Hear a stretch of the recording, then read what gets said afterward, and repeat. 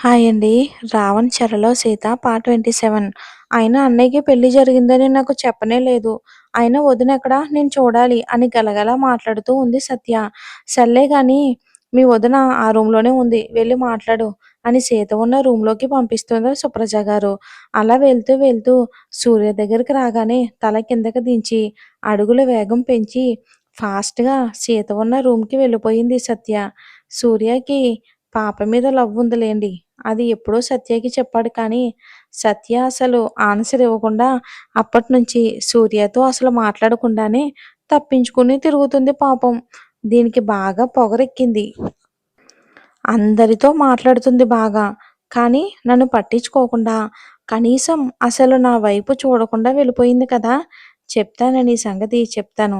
అసలు నన్ను లవ్ చేయవానే, అసలు రేపు మ్యాటర్ ఏంటో తెలుసుకొని తీరుతా అని సత్య వెళ్ళిన వైపే చూస్తూ తన మనసులో అనుకుంటాడు సూర్య. ఇంకా సత్య రూమ్‌లోకి వెళ్ళి వాళ్ళతో అందరితో తొందరగానే కలిసిపోయింది. అలా నైటు సరదాగా హ్యాపీగా నవ్వుతూ ఎంజాయ్ చేసి అందరితో కూడా బాగా కలిసిపోయారు. ఇంక అందరూ మాట్లాడుకుంటూ మెల్లిగా ఎప్పటికో నిద్రలోకి జారుకుంటారు అందరూ. ఇంకలా తెల్లవారుతూ ఉండగానే నెక్స్ట్ డే మార్నింగ్ తెల్లవారుజామున 5 గంటలకు సీత ఉన్న రూమ్ డోర్ కొడుతున్న సౌండ్‌కి మెలుకువొచ్చింది సీతకి. సీత మెల్లిగా లేచి ఈ టైంలో ఎవరై ఉంటారు అని అనుకుంటూ బెడ్ దిగి డోర్ ఓపెన్ చేయగా ఎదురుగా సుప్రజ గారు ఉంటారు. సీత సుప్రజ గారిని చూసి "అత్తయ్య మీరేంటిక్కడ? ఏమైనా కావాలా?" అని నిద్రమత్తుతో అంటుంది సీత. "ఏం లేదు తల్లి. ఈ ఊరి గుడిలో వ్రతం చేసి హోమం జరిపించాలి. అందుకే ఇంత పొద్దున్నే లేపాను. తొందరగా రెడీ అవ్వు తల్లి. 7 గంటల వరకల్లా మనం గుళ్ళో ఉండాలి. అప్పుడే గుళ్ళో ఏర్పాట్లు స్టార్ట్ అయ్యాయి" అని తొందర చేయగానే "సరే అత్తయ్య సరే" అని వెంటనే సీత టవల్ తీసుకుని వాష్‌రూమ్‌లోకి వెళ్ళిపోయింది. బెడ్ మీద అడ్డదిడ్డంగా పడుకున్న పిల్లల బ్యాచ్‌ని చూసి "పిల్లలు లేవండి. తొందరగా గుడికి లేవాలి" అని అందరినీ లేపుతూ ఉంటే ఎవ్వరూ లేవడం లేదు.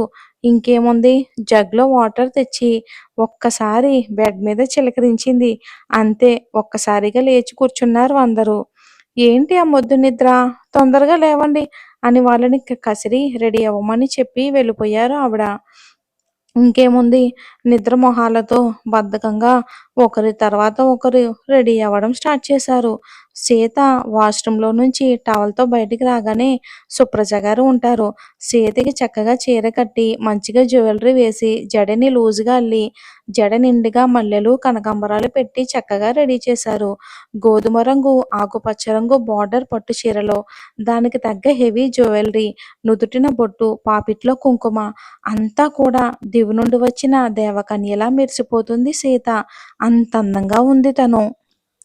సీతని సుప్రజ గారు అందంగా ముస్తాబు చేసి ఆవిడ కూడా రెడీ అయ్యి బయటికి రాగా అందరూ ఇక అప్పటికే రెడీ అయ్యి వీళ్ళ కోసమే వెయిట్ చేస్తూ ఉన్నారు. సీతని చూసి మహాలక్ష్మి గారు మురిసిపోతూ నా మనవరాలికి నా దిష్టే తగిలేలా ఉంది. ఎంత అందంగా ఉందో నా మనవడు చూస్తే ఊరుకుంటాడా? వదలకుండా పట్టేసుకోడు అని నవ్వుతూ అంటారు ఆవిడ. ఇక ఆవిడ మాటలకు అక్కడ ఉన్న వాళ్ళంతా కూడా ఒక్కసారిగా నవ్వుతారు. సీతకి సిగ్గు ముంచుకొస్తుంటే దించిన తల ఎత్తకుండా బిడియంగా సుప్రజ గారి వెనుక నిలబడింది సీత. అక్కడ అక్క అన్న పిలుపుతో వెనక్కి తిరిగి చూసిన సీతకి ఆకుపచ్చ లంగా ఓణితో, సింపుల్ జ్యువెలరీతో అందంగా మెరిసిపోతూ ఉంది మీనా. తన్ని చూడగానే నవ్వుతూ "మీనా ఎంత బాగున్నావో తెలుసా? చాలా ముద్దుగా ఉన్నావని" తనని హత్తుకుంది సీత మీనాని. "రామా ఏంటి ఇంకా రాలేదు" అని రామా అని పిలుస్తారు రాజారాం గారు. "హా తాతయ్య వస్తున్నా" అని స్టెప్స్ దిగుతూ తన షర్ట్‌లెస్‌గా మెడలో కేవలం తెల్లని కండువా పట్టు పంచెతో నిలకడగా లేక సరి చేసుకుంటూ స్టెప్స్ దిగుతూ వస్తున్నాడు రామ్. రామ్ చూసిన ప్రతి ఒక్కరూ అలా నోళ్ళు వెళ్ళబెట్టి చూస్తూ ఉండిపోయారు. ఎందుకంటే బాబు అలా ఉండడంతో తన ఎయిట్ ప్యాక్ బాడీ బయటకు కనిపిస్తూ ఉంటుంది. కండలు తిరిగిన ఆ బాడీకి తన అందమైన చుక్కల్లో మెరిసే ఆ అందం. చూసిన ఎవరైనా అలా చూస్తూ ఉండిపోయేంత అందం కదా బాబు గారిది. అలా నడిచి వస్తూ ఉంటే చూస్తున్న అందరూ అలానే చూస్తూ ఉండిపోయారు. రామ్ చూపు మాత్రం మొత్తంగా సీత మీదనే ఉంది. గోధుమ రంగు పట్టు చీరకి green colour border, heavy jewellery, పచ్చని పసుపు తాడు, చేతికి నిండుగా మట్టి గాజులు, బంగారు గాజులు, జడలో మల్లె పువ్వులు, నుదుటిన బొట్టు, కుంకుమ, పాపిట్లో సింధూరం, పైన పాపిడి బిళ్ళ, నడుముకు వడ్డాణం, కళ్ళ నిండా కాటిక. సిగ్గుతో ఆ కనుగుడ్లను అటు ఇటు తిప్పుతూ ఉండడంతో ఇంకా ముద్దుగా మెరిసిపోతుంది సీత. ఇంకా తన చిట్టి చిట్టి పెదాలు ఎర్రగా మెరిసిపోతూ ఉన్నాయి. అన్నిటికన్నా తన మెయిన్ రంగు లైట్ గోధుమ రంగు, లైట్ పింక్ కలర్ కలిపి ఉన్న రంగులో మెరిసిపోతుంది. తనని అలా చూసి రామ్‌కి గుండె వేగం పెరిగింది. దివి నుంచి దిగి వచ్చిన దేవకన్యలా మెరిసిపోతున్న తనని చూసి చూపు తిప్పుకోలేకపోయాడు రామ్. రామా! రామా! వెళ్దామా? అని రాజారాం కల్పించగానే, ఆ తాతయ్య వెళ్దాం పదండి అని మాట అయితే మాట్లాడుతున్నాడు గాని చూపు మొత్తం సీత మీదే ఉంది. అందరూ బయటికి వచ్చి కార్స్‌లో సెటిల్ అవుతూ ఉండగా రామ్ కూర్చోకుండా సీత కారు ఎక్కడానికి ఆలోచిస్తూ ఉంటే తన చేతిని పట్టుకుని వెనక్కి లాగాడు రామ్. తుళ్ళి పడింది కాస్త. రామ్ పట్టుకోవడంతో సరిగ్గా నిలబడింది పాప. ఏమైంది రామా ఎక్కకుండా అలా ఉన్నారు రండి అని సుప్రజ గారు అంటే, లేదు మామ్ మేం కారులో రాము, సీతకి కారు పడ్డం లేదుగా అందుకే మేం బైక్ లో వస్తామని అంటాడు సీతని చూస్తూ రామ్. సీత కంగారుగా రామ్ వైపు చూసి చూపు తిప్పేసింది సిగ్గుతో. మీరు వెళ్ళండి మేము తాతయ్య బైక్ మీద వస్తాం అని చెప్పగానే, జాగ్రత్త కన్నా సీతని జాగ్రత్తగా తీసుకుని రా అని చెప్పి వాళ్ళు వెళ్ళిపోయారు. సీత బెరుగ్గా చేతులు నలుపుకుంటూ నిలబడి తనని చూసి తన చేతిని పట్టుకుని, ఒక పనుందిరా అని లోపలికి తీసుకువెళ్తాడు రామ్. సీత కంగారుగా రామ్ వెనకే వెళ్తూ, ఎక్కడికండి అని భయంగా అంటుంది సీత. కానీ రామ్ వినిపించుకోకుండా సీతని ఒక రూమ్ లోకి తీసుకుని వెళ్లి డోర్ లాక్ చేశాడు. అంతే ఒక్కసారిగా గుండె జల్లుమంది సీతకి. రామ్ తన చురుకైన చూపులతో సీతని కింద నుంచి పై వరకు ఒకసారి చూస్తూ, ఎంత బాగున్నావేంటే, అసలు ఇంత అందంగా పుట్టడం పాపం తెలుసా అని వెనక్కి అడుగులు వేస్తున్న సీత చేతిని పట్టుకుని గోడకి లాక్ చేశాడు. తనకి రెండు వైపులా చేతులు అడ్డుపెట్టి, ఏవండి మనం గుడికి వెళ్ళాలి కదా అని వణుకుతున్న గొంతుతో మాట పెకిలించి అంది. రామ్ ఏం చేస్తాడో అన్న భయంతో. "ఉమ్, గుర్తుంది, అందుకే కదే నీకు ఇంకా దూరంగా ఉంది, లేదంటే ఈ పాటికి అయ్యేది. అయినా ఇంకెంతసేపులే, నైట్కి నువ్వు నా దగ్గరికే వస్తావు కదా." సీత చేతిని పట్టుకుని బయటకు తీసుకువెళ్ళాడు రామ్. రామ్ డైరెక్ట్ గా బయటకు తీసుకువచ్చి తన తాతయ్య బైక్ మీద, రాయల్ ఎన్ఫీల్డ్ బుల్లెట్ బైక్ మీద కూర్చుని బైక్ స్టార్ట్ చేసి సీత వైపు చూశాడు రామ్. సీత కంగారుగా భయంగా చూస్తూ ఉంటే, బైక్ ఎక్కు ఏంటి, తర్వాత చాలా పనులున్నాయి, లేట్ చేయొద్దు బేబీ, కమ్ ఫాస్ట్ అని అనగానే సీత బిత్తర చూపులు చూస్తూ, నాకు బైక్ ఎక్కడం రాదండి, ఇంకా ఈ చీరలో అంటే నా వల్ల కాదండి అని బెరుగ్గా అంటుంది సీత. రామ్ చిన్న స్మైల్ తో సీత చేతిని పట్టుకుని తన భుజం మీద వేయించుకొని ఇంకో చేతిని తను పట్టుకుని వెనుక నుంచి ఎక్కువ అని అంటాడు రామ్.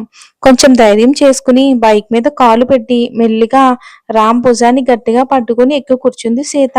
తన తన చీర కొంగుని సరిచేసి, గట్టిగా పట్టుకో బేబీ, లేదంటే నువ్వు ఉన్న వేడికి ఎగిరిపోతావని కొంటిగా అంటాడు రామ్. బైక్ కి ముందు ఉన్న మిర్రర్లో నుంచి సీతని చూస్తూ చురుగ్గా చూసింది సీత రామ్ వైపు. కోపమే, నైట్ తెలిస్తాలే నీ కోపం అని మనసులో అనుకుని బైక్ స్టార్ట్ చేసి ముందుకు పోనిస్తాడు రామ్. సీత భయంతో రామ్ భుజాన్ని గట్టిగా పట్టుకుని కూర్చుంది.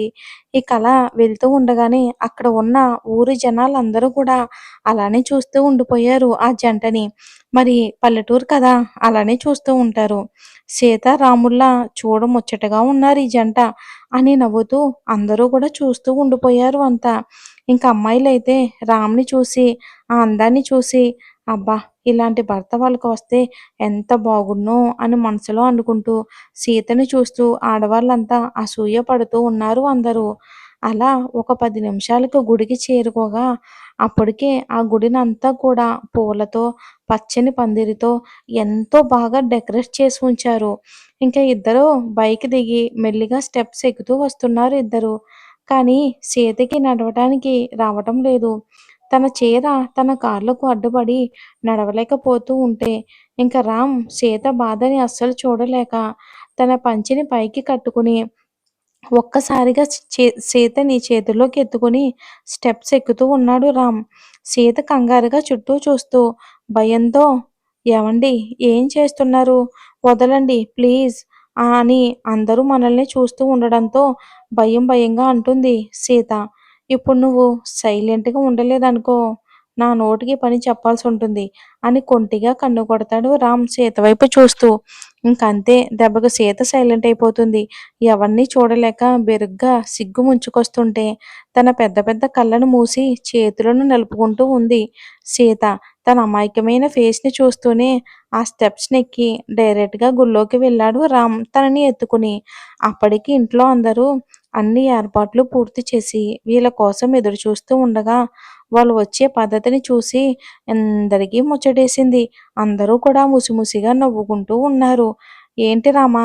అప్పుడే నీ పెళ్ళాన్ని ఎత్తుకుని తిరుగుతున్నావు? కొంచెం నడవనివ్వు మనవడా!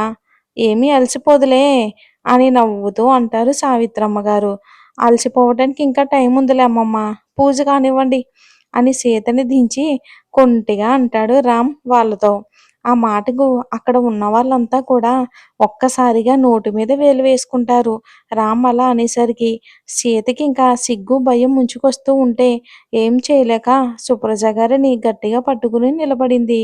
మరేం జరుగుతుందో వచ్చే ఎపిసోడ్‌లో చూద్దాం. హైప్ అనే ఆప్షన్‌ని క్లిక్ చేయండి. నాకు ఈ వీడియో మన స్టోరీ ఇంకో 10 మందికి వెళ్ళే అవకాశం ఉంటుంది. ఏదైనా తప్పులుంటే క్షమించండి. Thanks for watching.